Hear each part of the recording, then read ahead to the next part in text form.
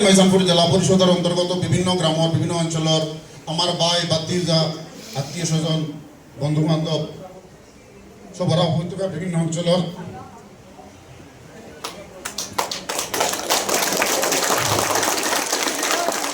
ভাই বন্ধু আত্মীয় স্বজন সবাই, আমি নির্বাচনের আগে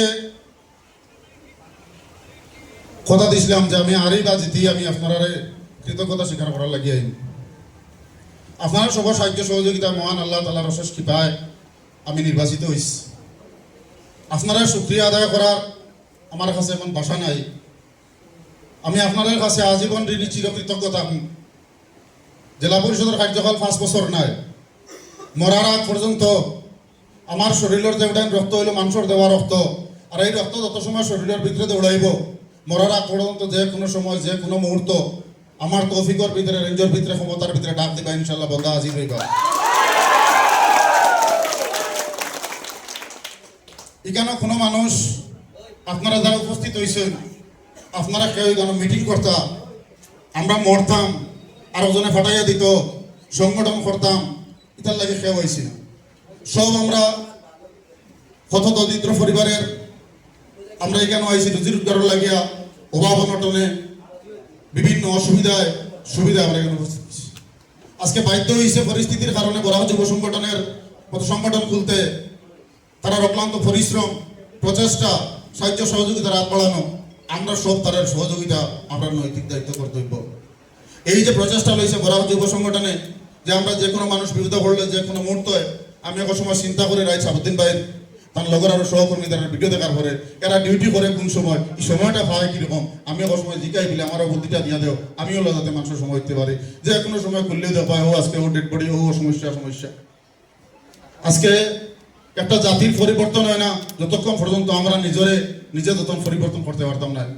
ভাই বন্ধু আত্মীয় স্বজন উপস্থিত সবাই, আপনার কাছে আমার একটা বিনম্র আবেদন, লাগে হোক কম গাইবাই, লাগে হোক কম পিন্ধিবাই, নিজের হরুতারে মানুষ বানিয়ে তৈরি দিবাই। ভবিষ্যৎ প্রজন্ম হইল আসল সম্পদ। সম্পদ এটা নাই আমি সিকিউরিটি গার্ডও ডিউটি করিয়া, আমি সুপারভাইজার হইয়া, আমি টেকাওয়ালা হইয়া, আমি ইনোভা গাড়ি লইয়া, আমি বিল্ডিং বানাইয়া, আমি কর্ণাটক বিল্ডিং বানাইয়া তুই যাই ওইটা সম্পদ নয়। খাইলে আমার বাতাস বাড়িয়া গেলে কি সব জায়গা ধুইব কিচ্ছু রইতো নয়। আমার আসল সম্পদ আমার ভবিষ্যৎ প্রজন্মের সুশিক্ষায় শিক্ষিত করিয়া দিতাম। আজকে আমরা কষ্ট করিয়া, আজকে আমি যদি একজন দুনিয়া বাবর ছেলে হই আর গরিব হইয়া মরি, এটা হইল আমার দোষ না, এটা আমার দোষ নাই, এটা আমার বাবার দোষ। যদি আমি অশিক্ষিত করার ছেলে হই আর আমি যদি শিক্ষিত হইয়া না মরি, এটা হইল আমার দোষ।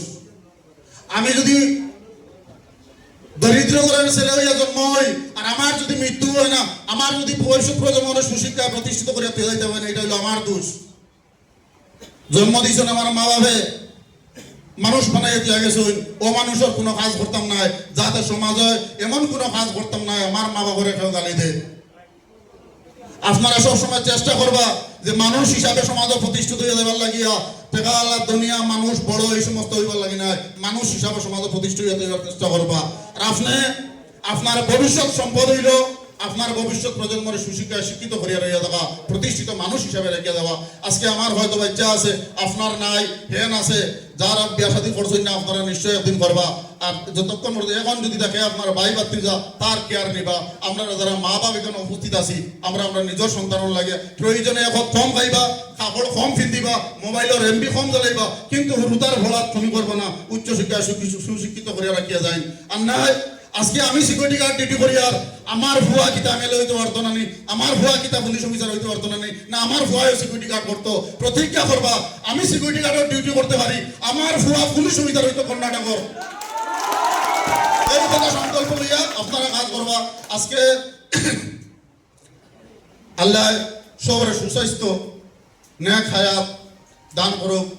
আপনারা এর সময় সব বাড়াই যাবে, এর আগে যাতে সব সুস্থ শরীরে বাড়াই যায়।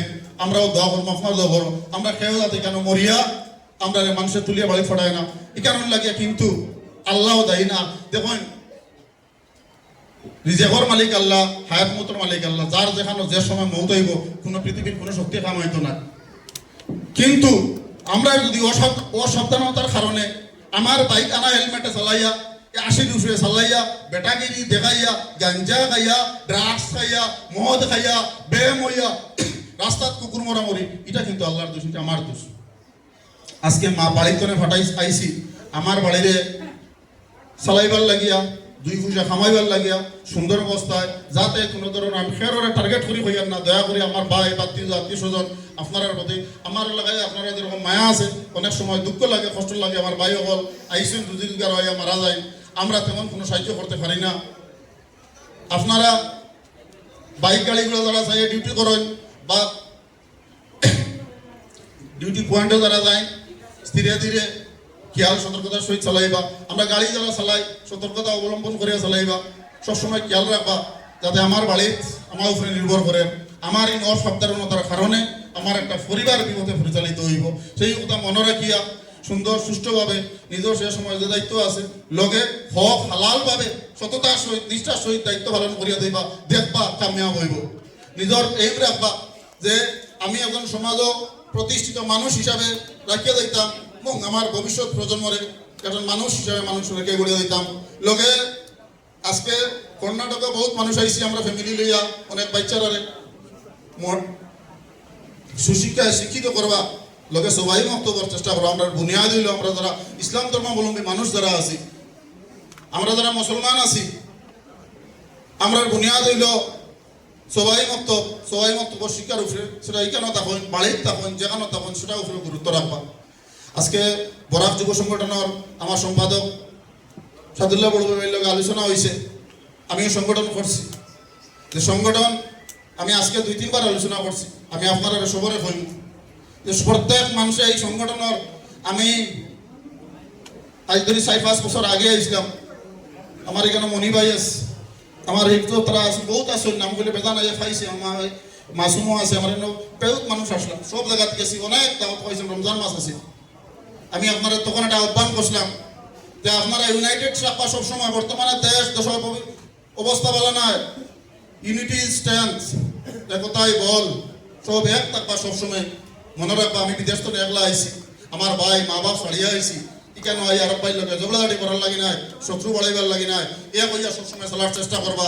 এক ভাইয়ে ভুল করলে আমি আরব ভাইয়ে ভুলের প্রতিশোধ ভুল হিসাবে নাই শুদ্ধ করার চেষ্টা করবো। এক ভাইতে রাগান্বিত হইয়া ভুল করে তাহলে আরব ভাইতে বিচার করাই নিবা, আমরা মাঝে শেষ করবা।